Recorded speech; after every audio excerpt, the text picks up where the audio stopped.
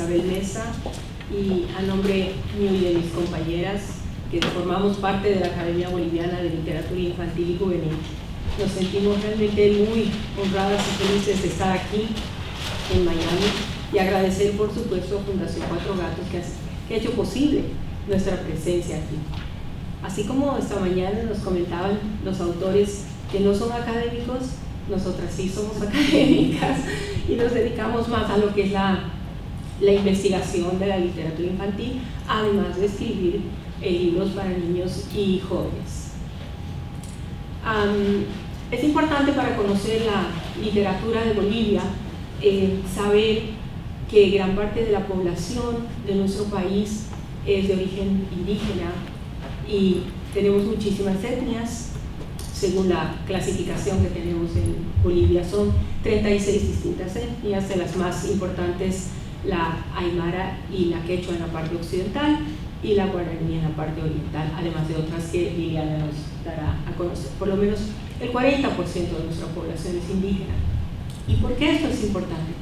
Porque todo esto se relaciona con la literatura.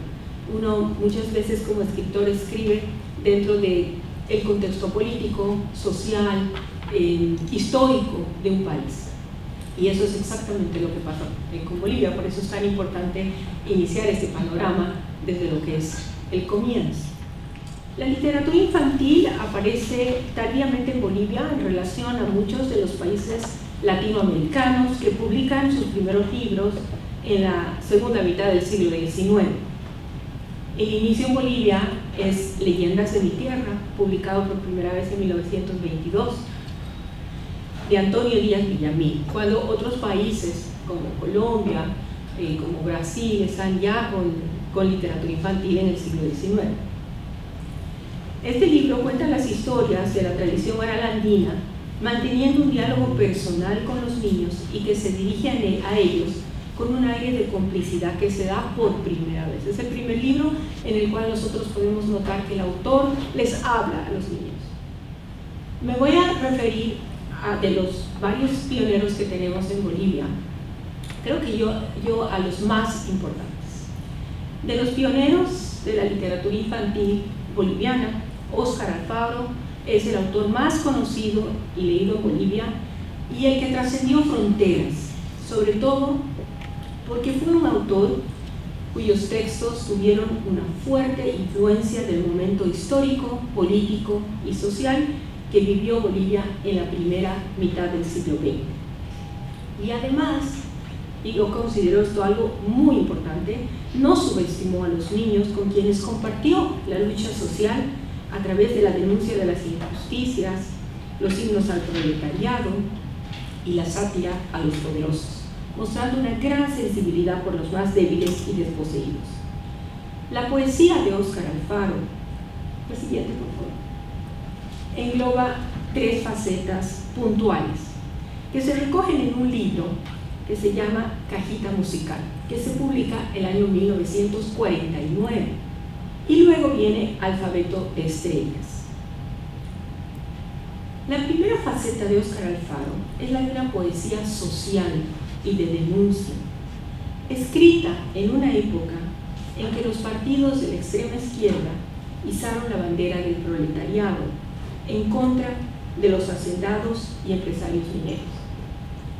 Tenemos que ver que en esa época Bolivia está, sobre todo en la parte occidental, en la parte del altiplano, lleno de haciendas en las cuales los indígenas estaban trabajando para los grandes hacendados, muchas veces sin remuneración, en lo que se llamó el bongueaje.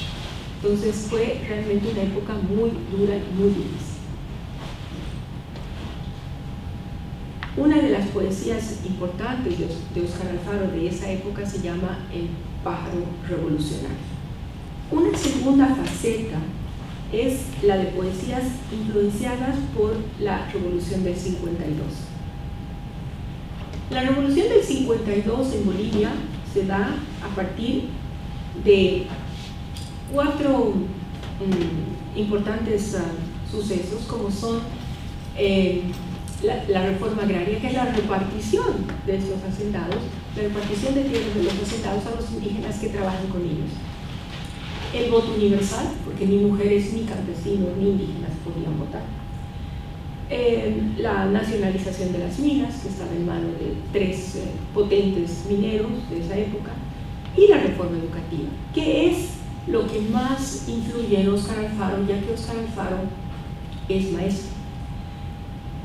Y la reforma educativa va incorporando a los indígenas a la educación.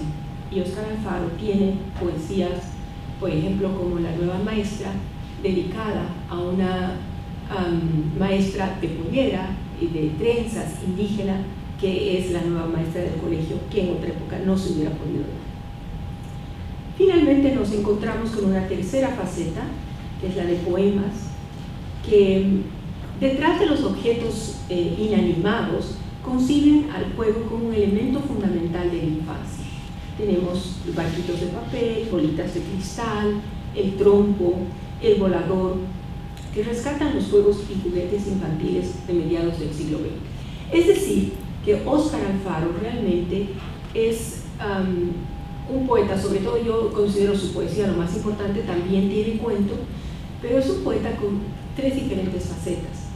Tan tierno como para escribir para los niños, pero también que el que va a hacer las denuncias directamente en su poesía en contra de lo que está ocurriendo en el país. Así aparece lo que es 100 poemas para niños, es la obra poética completa de Óscar Alfaro, y es el libro de poesía que trascendió los límites temporales y sociales de su época.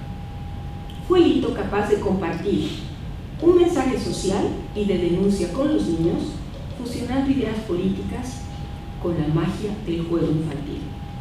No sin fundamento, este libro fue elegido como uno de los hitos de la literatura infantil boliviana. Hugo Molina Viaña es de los pocos autores que escribe prosa lírica en Bolivia, porque es algo que se ha perdido en nuestro país, y me imagino que muchos más. Es algo realmente bellísimo, es un género muy lindo.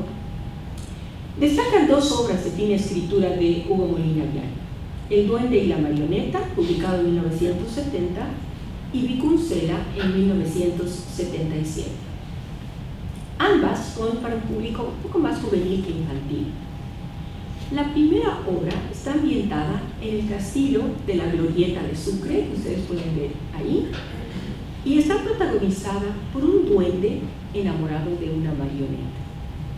El duende nace de la luna y la marioneta es prisionera de los hilos de una estrella, hasta que una mariposa, que es amiga del duende, se introduce en el pecho de la muñeca para convertirse en su corazón y darle vida. Una historia preciosa y llena de inocencia, en la que la poesía está en su máxima expresión. Cada uno de los pasajes está impregnado de ternura y candidez. La marioneta no cumple años, sino mariposas, y piensa que la madre del cabrito es también su madre, que el tranvía necesita miel para engrasar sus ruedas, que su reflejo en el espejo es su amiga, que alguien tiene que extender la manta del cielo para arroparla y apagar la luna para que vuelva.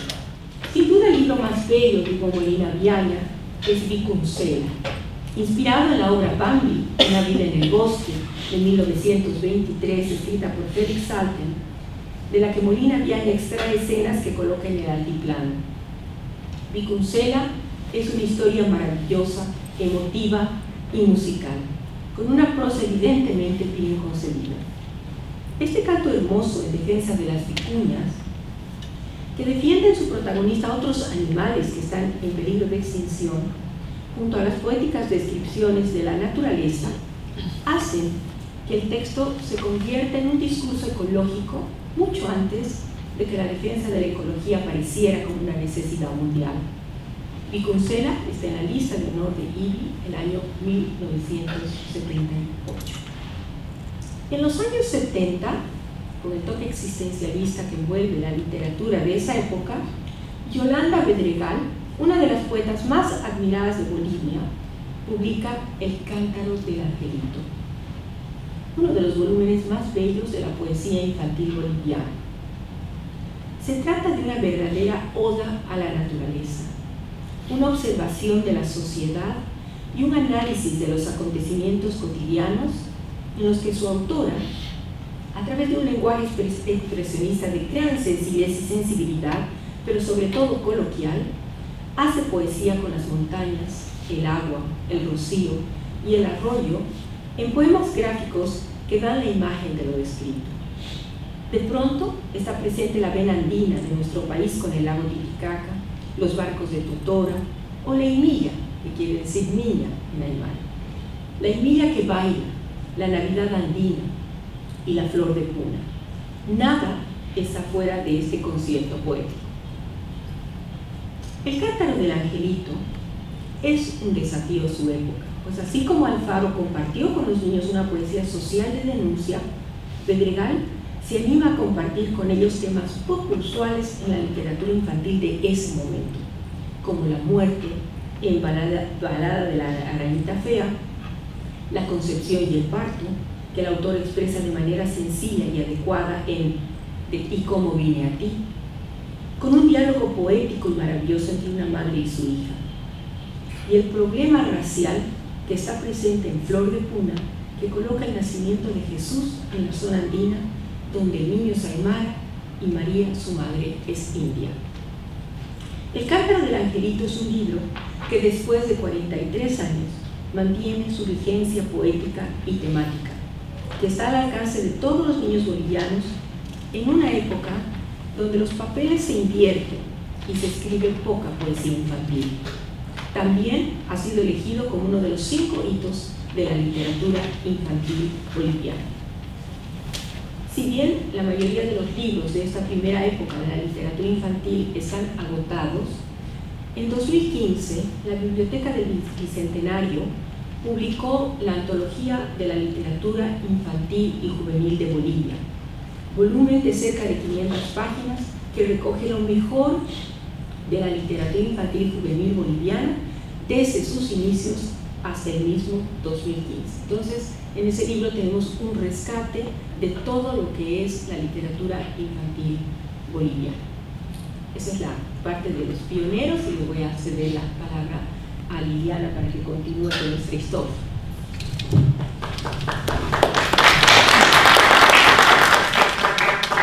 Muy buenas tardes.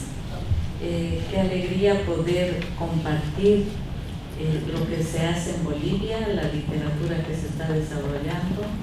Un agradecimiento muy especial a Cuatro Gatos, a Sergio y Antonio, que nos han permitido poder llegar a ustedes y poder compartir. Bueno, a mí es uno de los temas que me apasiona y cada vez más enamorada de este tema, porque tiene que ver con la tradición oral, que es una de las mayores riquezas que Bolivia posee. Justamente como afirmaba Isabel, la presencia de 36 pueblos indígenas, que cada uno aporta con una enorme tradición oral. Cuando llegan los españoles a nuestro territorio, dicen, pues no hay escritura, estos indígenas no saben lo que es la escritura, pero realmente la tradición oral se había puesto también en muchos de los textiles y de los tejidos, y últimamente se ha descubierto que hay unos discos de piedra donde hay una escritura ideográfica y donde se viene rescatando varias de estas tradiciones. Estas culturas, estas 36 culturas, algunas de ellas en franco peligro de desaparición por la cantidad mínima de habitantes que tiene, pero aún se han resguardado los mitos, tradiciones y leyendas que tiene. Los personajes principales de la narración oral son los narradores, que han cultivado su memoria con innumerables relatos que adaptaron en cada ocasión para explicar el mundo, los orígenes del ser humano, de los astros, de los animales y de las plantas. Los narradores han tienen aún en esta época una importancia primordial, porque además de incorporar nuevas temáticas en cada mito, por ejemplo, que se va adaptando también a los tiempos y ver si existe un peligro latente, el mito también se va transformando. Como ustedes saben, no hay un autor específico de un mito, es un autor colectivo. Los primeros trabajos que se han realizado como una forma de sistematizar la tradición oral ha sido recogida por autores, generalmente profesores y maestros de una escuela, de las escuelas rurales, que han puesto en ediciones muy sencillas, en ediciones populares, estos libros, y que muchos de los cuales han sido escritos también en sus idiomas. Me parece a mí muy importante y tan pertinente el lema de este seminario, el derecho a decir quiénes somos, que tiene que ver justamente con esta cuestión de identidad que los pueblos indígenas reclaman tanto, ¿no? El derecho a decir lo que son ellos, quiénes son y todo esta riqueza que tienen. Pasamos, por favor. Dos de los autores, de los primeros autores que recogen y se sistematizan ya en forma impresa esta gran riqueza cultural son Paredes Candia, que tiene una serie que son las leyendas de Bolivia y que han sido, si bien no han sido específicamente puestos en la escuela, se ha utilizado muchísimo de este material. Y Manuel Vargas, que es uno de los primeros trabajos, que es el cuento de los achachilas, que en este caso achachilas significa los apus, los cerros, los sabios, que son los poseedores de esta riqueza. La siguiente, por favor. Isabel Mesa también ha recopilado diferentes mitos de diferentes regiones. Pues Bolivia casi siempre es conocida y nos ponen siempre un cerro nevado con una llanita, y Bolivia realmente es muy diversa en su geografía. Tenemos una gran región amazónica, el oriente, el Chaco y los valles, y justamente esta geografía ha permitido el desarrollo de diversidad de mitos. Pasamos, por favor. Y bueno, en mi caso he desarrollado la colección de mitología indígena de Bolivia con 7 números, donde este es uno de los primeros mitos, que es la primera humanidad. Generalmente se van desarrollando estos mitos a partir de la explicación de quiénes estaban habitando el planeta o la Tierra en ese lugar. Entonces dicen que en esa época los seres humanos tenían algo de animales y los animales algo de seres humanos, y que el contacto con el fuego o con el agua hacía que se definieran hacia un lado o hacia otro. Por favor. Los hijos del sol, los incas, que es uno de los mitos más conocidos y que se ha difundido tanto desde la versión peruana como la boliviana, es de gran influencia en la literatura boliviana, pues determina la gente que habla el idioma quechua. Estos dos personajes, Manco Cápac y Mama Oglio, que son los hijos del sol, que nacen en una cueva tibia a partir de que un rayo de sol ingresa allí, y que son la creación del Padre Sol, y que tienen la misión de fundar el imperio incaico allí donde la vara de oro se hundiera. Otro de los mitos es la gente del agua, y es un mito desarrollado por los urus. Los urus tienen origen arawak, es una de las culturas más antiguas que tenemos en Bolivia, y que vive a orillas de los salares y de los lagos, y por eso se les llama la gente del agua. La actividad que desarrollan es la pesca fundamentalmente, pero en la noche, porque van recordando a partir de ver las estrellas ese primer mundo, ese primigenio mundo donde no había sol, no había luna y solo brillaban las estrellas.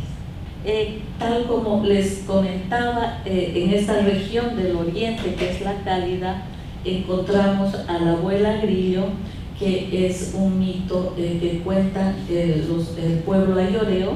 Es un personaje ligado a la lluvia. En este momento en Bolivia estamos con una sequía profunda, entonces apelamos a la abuela Grillo para que pueda llover. Y es muy interesante este mito porque evidentemente no se cuenta a cualquier momento.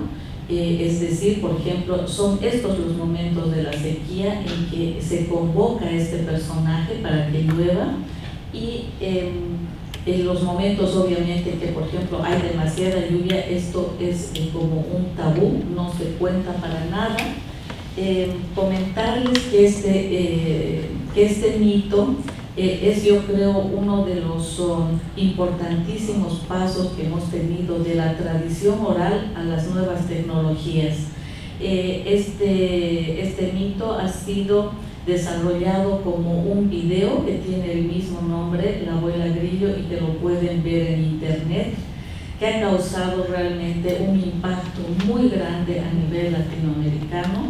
Se lo utiliza en colegios, en grupos de mujeres, de estudiantes, en medio ambiente, porque tiene que ver con la defensa del agua y el cuidado que debemos tener en el agua. Si bien habíamos pensado en los niños, se ha traspasado también esa frontera y lo utilizan también grupos ambientales.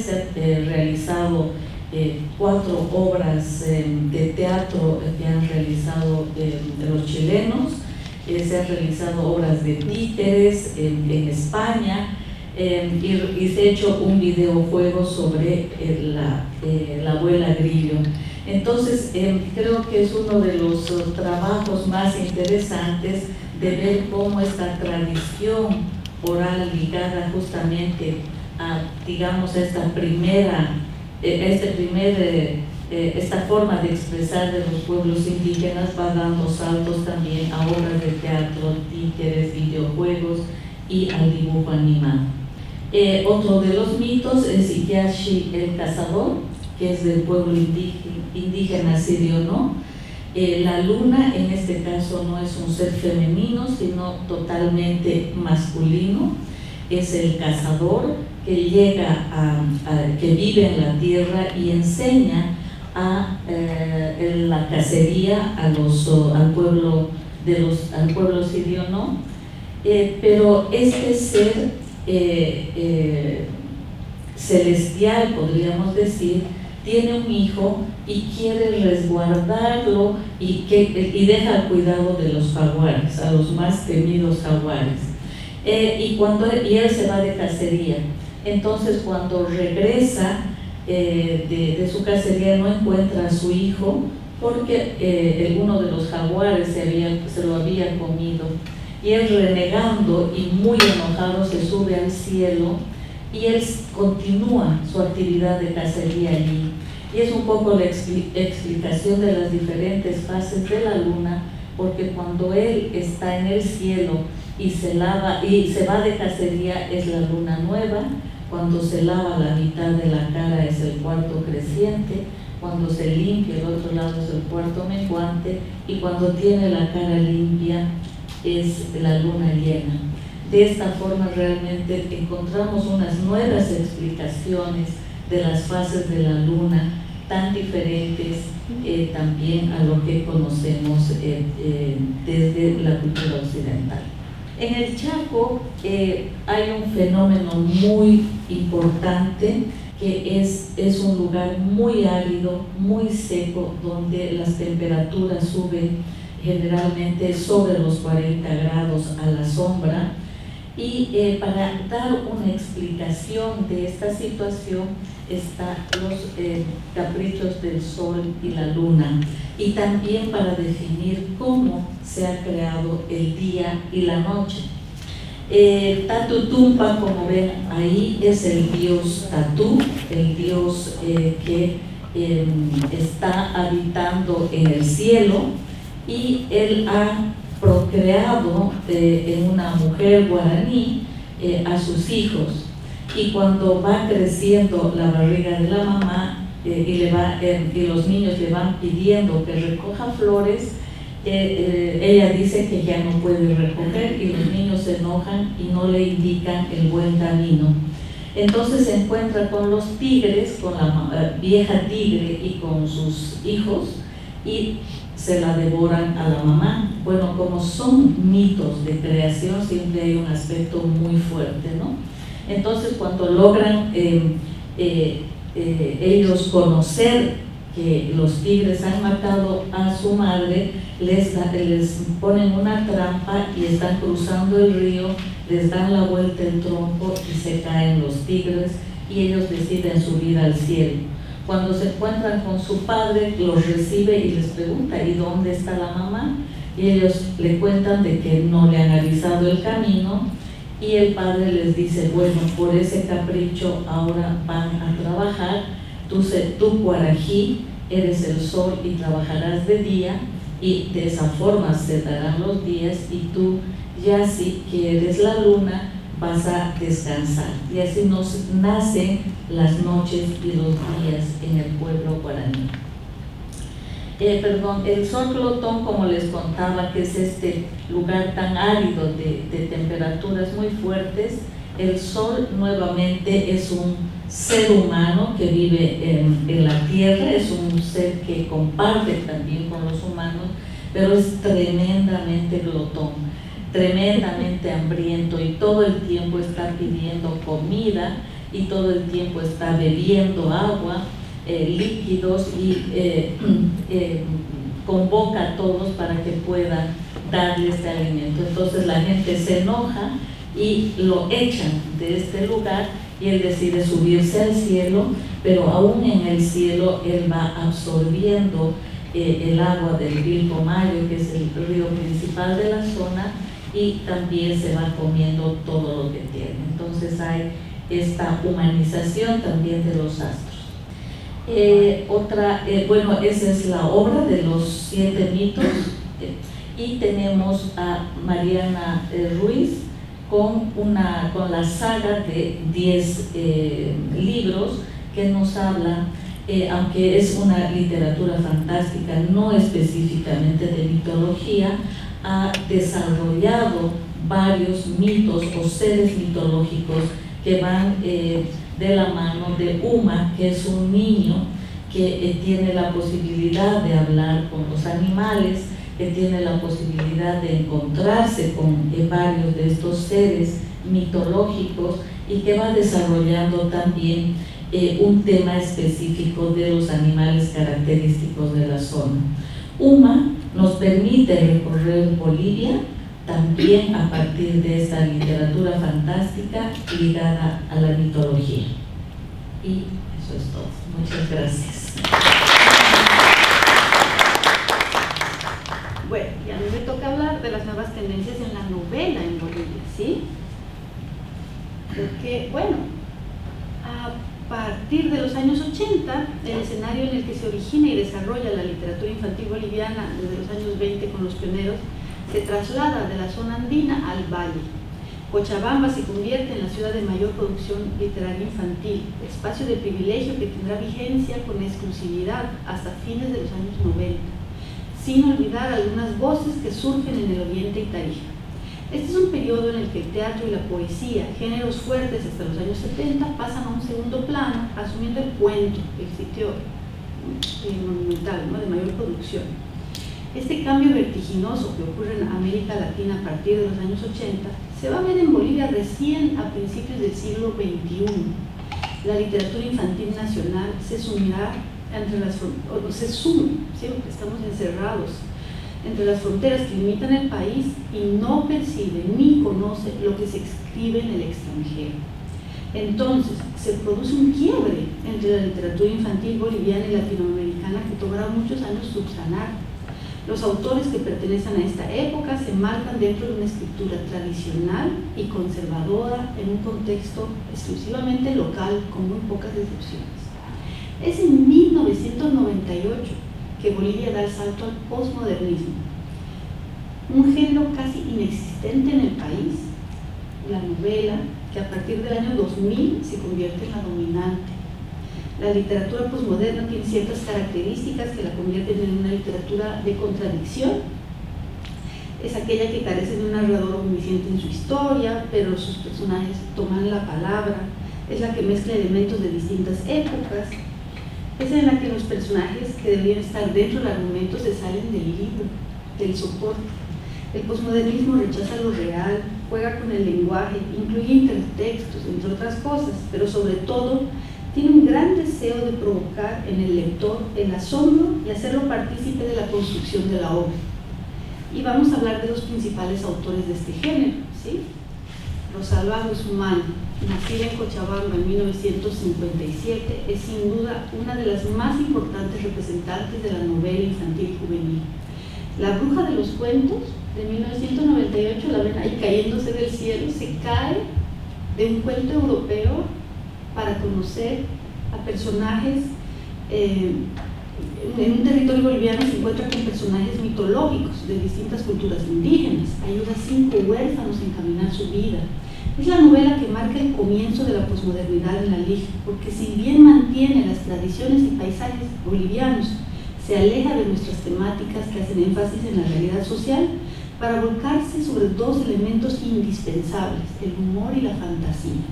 Utiliza la variación estilística con juegos tipográficos para ofrecer a sus lectores ciertas sensaciones de acuerdo al tipo de letra. Al mismo tiempo, el narrador mantiene un diálogo con el lector, pues hace varias paradas para explicarle cosas que supone que no sabe en una suerte de complicidad. Tenemos 2 novelas más de ella. Una es La Revoluiliprotesta, que es la revolución dentro de un zoológico, con una lechuza como la gran revolucionaria que se opone a la opresión del dueño del zoológico y que les propone hacer una revoluiliprotesta a los animales, en la que hacen bulla todos y no dejan dormir a nadie durante 3 días, y luego hacen una revomutis protesta, en la que todos los animales de afuera hacen ruido y ellos se quedan mudos mirando a los ojos a sus carceleros, y gracias a este tipo de acciones logran la libertad. Y Conquistando el Indolfo es una preciosidad porque ganó un premio nacional en el que una ratoncita, que es una ratona de biblioteca que ama leer, tiene que conquistar al gato, al Indolfo, y lo hace bailando danzas, ballet contemporáneo y contándole cosas. Ella también tiene otra novela que se llama El planeta multilenguado, muy interesante porque es la única novela que yo conozco que habla sobre el sistema de votos y cuánto es el porcentaje de participación. Los cuadrados manejan el país, viven cuadradamente, hablan pausadamente, son plateados, pero son el 30%. ¿Y qué sucede con el 70%? Que son verdes, azules, rojos, círculos, y que no se ponen de acuerdo, y entonces los cuadrados los mandonean. Y un triangulito y un cuadrado, un círculo se van a enamorar y van a convencer al 70% de unirse y tener la mayoría y hacer un gobierno diferente. Y hay hasta una pequeña imagen de votación donde puedes marcar a los candidatos con sus dibujitos. Es una cosa didáctica y a la vez muy entretenida. Luego vamos a hablar de otro cochabambino, Carlos Vera Vargas, nacido en Cochabamba en 1953, profesor de literatura y psicólogo, que continúa hasta el día de hoy deleitándonos con novelas transgresoras e imaginativas como El vuelo de murciélago barba de pera, del 2009, que nos habla de un problema actual latente en todos los países latinos, que es la migración. Un problema que los jóvenes deben conocer para entender la situación de los compañeros que se quedan y de los padres que sacrifican todo para conseguir una mejor calidad de vida de sus hijos, que probablemente ellos no van a poder disfrutar. Una vida en la que no se los ve como una bella golondrina que viaja y vuelve, sino como un murciélago. Trabajando una literatura moderna y logrando un gran desafío para el lector, la novela teje una trama coherente en una suerte de desorden de capítulos, que parecen cuentos independientes que siguen 2 relatos paralelos: la historia de Mauri y su familia, interrumpida semanalmente por las llamadas telefónicas del padre, y la de Ernestina y el tío experto en murciélagos, interrumpida también por las entrevistas del periodista que da cobertura al estudio de quirópteros. Este tipo de interrupciones, palabras extrañas y juegos evocativos lo han hecho merecedor de numerosos premios y distinciones. También tiene aquí El sombrero blanco del señor que no era mi tío, que habla de la adopción, y un libro que ha salido recomendado en las listas de 4 gatos, Dos gatos mojados y el caso del paraguas, donde gatos, un aro mojado y el Micho Rascaíta conversan bajo la lluvia en una ciudad tratando de resolver un misterio. Y cómo hablan los gatos en trabalenguas. Es un deleite para leer en voz alta ese libro, porque claro, ¿quién le gana al otro? A ver quién no se tropieza, ¿no?, con la lengua. ¿Y por qué hay un paraguas amarillo? ¿Y cuál es el misterio? Es una historia preciosa. Isabel Mesa Gisbert, nacida en La Paz en 1959, se destaca siempre como una autora que busca rescatar la tradición de nuestros pueblos desde la mirada rigurosamente documentada y que también puede ingresar en el posmodernismo con temáticas como la tecnología, donde despliega una notable capacidad para romper la cuarta pared y hacer al lector parte activa de la historia.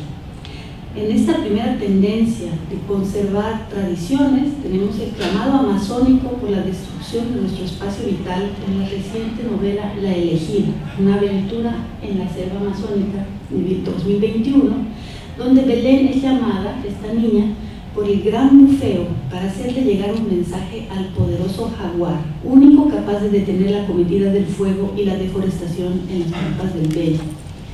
Por el otro lado, tenemos historias como La portada mágica, que recupera los elementos arquitectónicos de una portada de la época colonial y relata cómo es que se encontraron esos elementos, y una búsqueda que ha sido incluso adaptada al teatro de una manera muy didáctica e interesante. Y mi libro favorito, que es Trapisonda, que va por el lado tecnológico, como La fábula verde, en el que hay tablets y videojuegos y demás, que es Jumanji. Básicamente se robaron Jumanji, porque esto lo escribió hace 20 años Isabel, y son niños que se quedan atrapados en un videojuego y no pueden salir hasta no descubrir todas las pistas sobre las huellas de dinosaurios que se encuentran en Bolivia, en Torotoro específicamente, y que te mezcla 2 historias de una manera tan entretenida que los chicos se quedan enganchadísimos, ¿no? Bueno, por último, Verónica Linares, nacida en La Paz en 1970, también incursiona en la novela, siendo la primera en hablar de la imaginación como el mayor recurso para la infancia, mediante descripciones profundamente soñadoras, tanto en Búsqueda de un caballito de mar, del 2008, y en La marca de los reyes, del 2021, primera novela boliviana con una afrodescendiente como protagonista. Su predecesora en el género cuento fue El color de la saya, de Liliana La Quintana. El viaje al centro del cielo, La marca de los reyes y Un caballito de mar observan con mucho cuidado la infancia, observan a las niñas que imaginan y resuelven sus problemas soñando.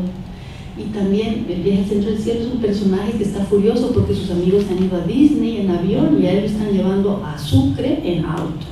Y dice, ¿qué me va a pasar en Sucre? Es una ciudad. Y lo que pasa es que en realidad es un viaje por la memoria, porque se entranca el auto, se empantana y es el abuelo el que le empieza a entretener en el medio del camino, contándole cómo era su infancia, y se desarrolla una hermosa relación del abuelo y el nieto. Finalmente, César Herrera, nacido en Samaipata en 1976, se zambulle de lleno en el monólogo y los estados alterados de percepción de quien sufre mentalmente. El día más triste de la soberana más bella, que ya es juvenil, es del 2013, está magistralmente escrita en segunda persona, que es una voz narradora muy complicada de manejar, y tú. Nos presenta un lenguaje bello y lleno de poesía, donde quien nos habla es una mujer que está en un lugar que desconoce, un lugar donde los sueños la envuelven y no la dejan en paz. Un espacio en el que su cabeza confunde cosas, entrelaza sueños y recuerdos que a veces encajan y otras no. Y en ese afán por escudriñar esos sueños, como si se tratara de una caja china, es que surge una segunda historia ambientada en Samaipata, el pueblo natal del autor.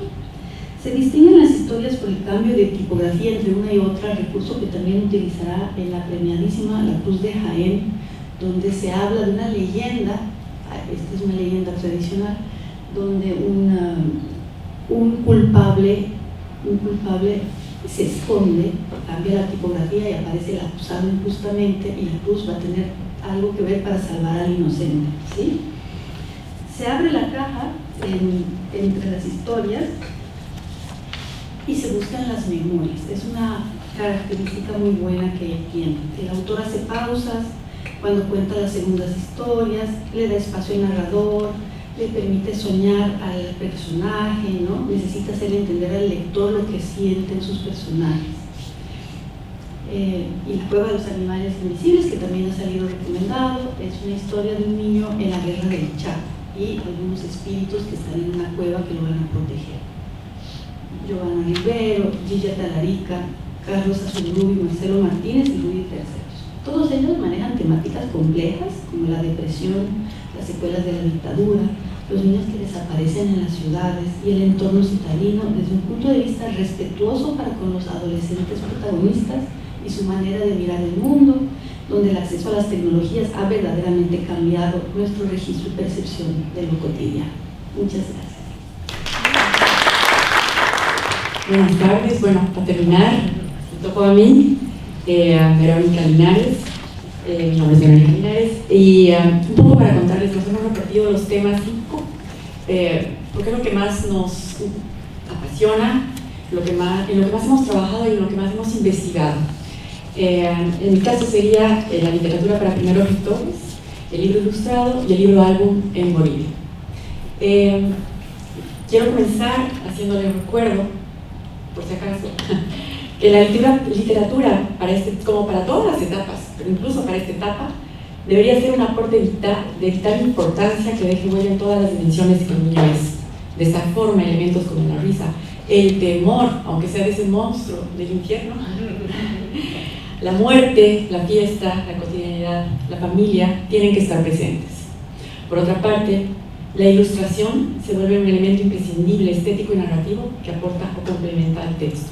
Bueno, este tipo de literatura, más específicamente del libro ilustrado, nació en Bolivia, como mis compañeras han estado diciendo, en forma tardía.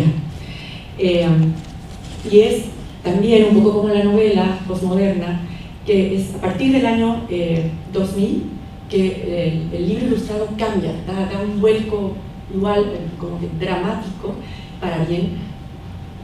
Y voy a citar a Isabel Mesa en su historia de la literatura infantil y juvenil, que dice lo siguiente: desde el año 2000 varios autores bolivianos se han especializado en libros para primeros lectores, pero son Paula Benedict, María Julia Sueldo y Verónica Linares, perdón, voy a hacer una referencia, pero, bueno, porque también he escrito para esta edad, quienes realmente se apartaron de la literatura tradicional y crearon historias fascinantes que salen de la realidad y exploran mundos mágicos e inexistentes. Son autoras que rompen con lo convencional y cuyos libros irradian creatividad, imaginación y calidad literaria, además de estética en sus ilustraciones.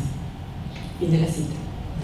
Yo me atrevería a incorporar a esta lista algunas autoras más, como son Roswitha Grisi-Huber, Carolina Loureiro y Rosalba Guzmán.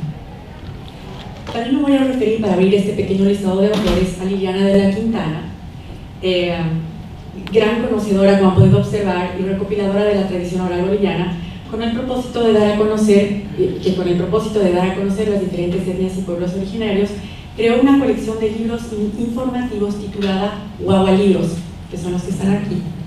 Guagua, a diferencia de lo que aquí significa, en Aymara y en quechua significa niño o niña. O sea, nosotros decimos nuestras guaguas y significan nuestros niños, por si acaso. Exacto, no nuestros buses. Bueno, los Guagua Libros son una colección de 10 relatos cortos que entregan un panorama general y sintético acerca de 10 etnias representativas de la multiculturalidad de nuestro país. Se trata de una colección de formato pequeño, pensada para niños pequeños y para primeros lectores que empiezan a conocer la diversidad boliviana y que han tenido un éxito impresionante. Luego está Roswitha Grisi-Huber, esta autora e ilustradora suizo-boliviana, cuya obra La Media Chula fue reconocida entre los 100 recomendados del Premio Fundación Cuatro Gatos del 2020, nos introduce a mundos cotidianos y sencillos, llenos de color y de significados profundos. Y con muchas características del libro álbum, pero sobre todo con una visión que nace desde el niño, Roswitha realmente conmueve a sus lectores y creemos que ella tiene un futuro por delante, porque es una gran ilustradora con mucha sensibilidad. Bueno, Verónica Linares, mi obra, que también es para muy chiquitos, Isabel Mesa, en su historia de literatura infantil, dice: su escritura se caracteriza por su conocimiento de la psicología infantil sin dejar de lado el humor y la fantasía. En realidad, Verónica Linares es una escritora que hace que los pequeños lectores sean partícipes y cómplices de sus historias, pues su estilo narrativo los invita a recrear el argumento gracias a diálogos reiterativos y divertidos. Voy a añadir a esta referencia que hace Isabel, que, bueno, en lo personal a mí me gusta mucho que haya siempre una estructura que se repita, que haya repetición, que haya mucha rima, incluso si es posible que haya canción.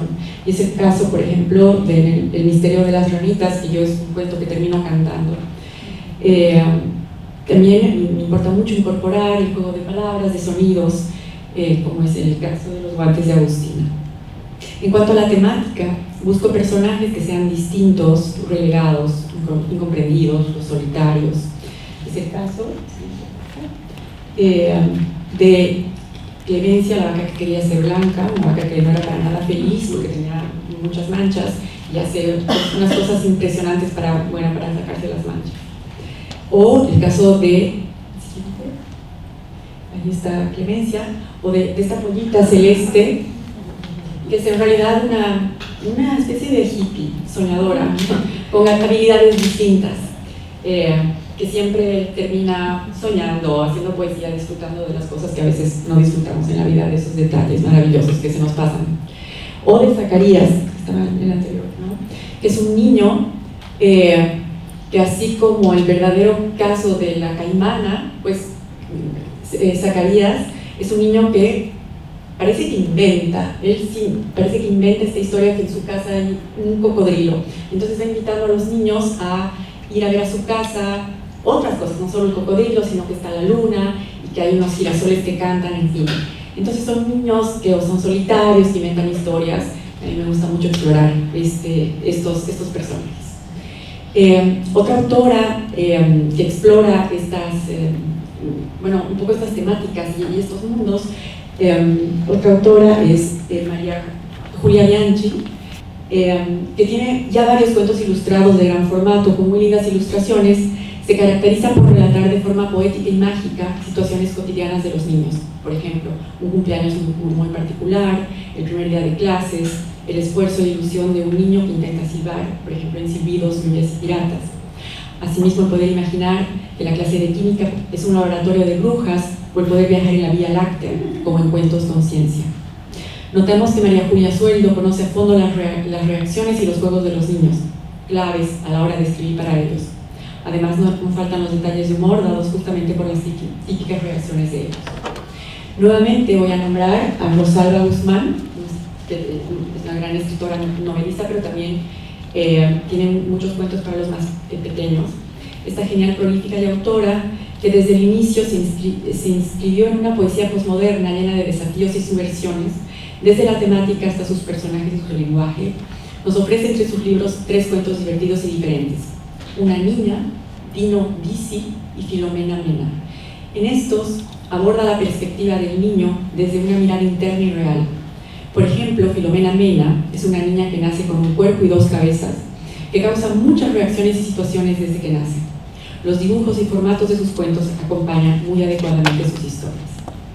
Luego tenemos a Paula Benedicte Bellot, que es una autora que se inscribe en un concepto más novedoso de la literatura infantil y juvenil boliviana, volando con su imaginación a mundos soñados donde todo es posible y situaciones a veces difíciles por las que los niños y niñas tienen que atravesar. Así, por ejemplo, en Un elefante de jardín se hace referencia a un amigo imaginario, que es un elefante rosado, que acompaña a una niña solitaria. En La guerra de Fabián se narra la historia de un niño que teme a la oscuridad, y en El mundo de los bucefalitos, Benedict hace alusión a los miedos infantiles acerca de algunos problemas de los padres, del mundo de los adultos. Los libros de esta autora también tienen ilustraciones muy lindas, muy adecuadas y un gran formato que facilita la lectura. Luego tenemos a Carolina Loredo, un reciente talento boliviano que ya tiene 3 libros publicados: La sonrisa del pepino, El árbol de Anselmo que fue reconocido entre los 100 recomendados de la Fundación Cuatro Gatos en el año 2019, e Hipocleto, el cuidador de sueños. Es una gran cuentista y poeta que logra redondear muy bien sus historias y emocionar con sus poemas, utilizando un lenguaje simple pero lleno de imágenes y palabras evocativas y poéticas. A estas bellas historias se suman los preciosos dibujos de Romanet Zárate, que nos invitan siempre a la ensoñación, a la ternura. Otras historias que merecen ser mencionadas por su temática innovadora, sus dibujos y narrativas son Nina, de Ana Valletta, la niña de cabellos muy largos, de Geraldine Chapek, y El libro que tenía miedo, de Carla María Verdelho. Ahora voy a hablar un poquito del libro álbum en Bolivia. Este género llegó, aunque de forma tardía, a Bolivia, gracias al trabajo de la Academia Boliviana de Literatura Infantil y Juvenil, al promover talleres y seminarios difundiendo e impulsando este género en nuestro medio, que realmente era muy desconocido. Es así que desde el año 2012, la Fundación Simón y Patiño, que es una fundación con la cual hemos trabajado muchísimo, instauró el primer y único concurso de libro álbum, el cual se convocaba primero cada 2 años, ahora cada año, y los libros ganadores se han publicado con gran calidad estética y narrativa desde entonces. Entre estos quiero mencionar al de La increíble tía Dorita, de Rosario Moyano, quien narra y conjuga muy bien con las ilustraciones la historia de una tía no vidente que le hace descubrir el mundo a un sobrino escéptico y timorato. El tren de la noche, de Isabel Mesa, e ilustraciones de Yomar Mesa, es el increíble relato del terremoto de Chile en el 2010, en el cual estuvimos muchos autores en el congreso de aquel 2010 tan recordado, y ella hace este relato acompañado por preciosas fotos que van tejiendo una historia paralela y distinta. Esta historia es la narración, en realidad, de un tren destructivo que llega a la habitación de un niño, Matías, un niño de 8 años, pero en realidad es este terremoto que irrumpe en este país y hace unos destrozos impresionantes. Luego está Voltea, Los viejos no están tan viejos, de Gabriel Iriarte, Ana Esquirol y Mariana Dotzauer, que es uno de los álbumes mejores logrados bolivianos, el cual conjuga una historia conmovedora con preciosas imágenes que lo complementan. Una historia de aquello que se cree y que ya no se puede hacer, acerca de la belleza de la vejez, los recuerdos y los encuentros. Finalmente me quiero referir al último libro ganador de este concurso y además también reconocido entre los 100 recomendados de la Fundación Cuatro Gatos 2020, Rolando Volando, en el que Claudia Driazola, que es la autora, de manera sutil y poética nos invita a conocer el mundo maravilloso de los niños y personas que no encajan, que son solitarios, que no son convencionales, pero que tienen enormes capacidades de descubrir la emoción y la belleza en otros aspectos que los otros no pueden ver. Claudia Iñanes, que es ilustradora, también nos hace descubrir un poco de este mundo a través de sus colores, sus trazos y la utilización de otras técnicas visuales que aparecen. Entonces, a modo de conclusión y ya de despedirnos, la Academia Boliviana de Literatura Infantil y Juvenil es una institución que trabaja en forma infatigable e ininterrumpida para lograr la difusión y actualización de la literatura infantil y juvenil en todos sus ámbitos, en todos sus géneros. Por eso el estar aquí en un evento de esta magnitud es un honor y un nuevo compromiso para continuar en este camino que nos apasiona y nos une. Muchas gracias a este espacio.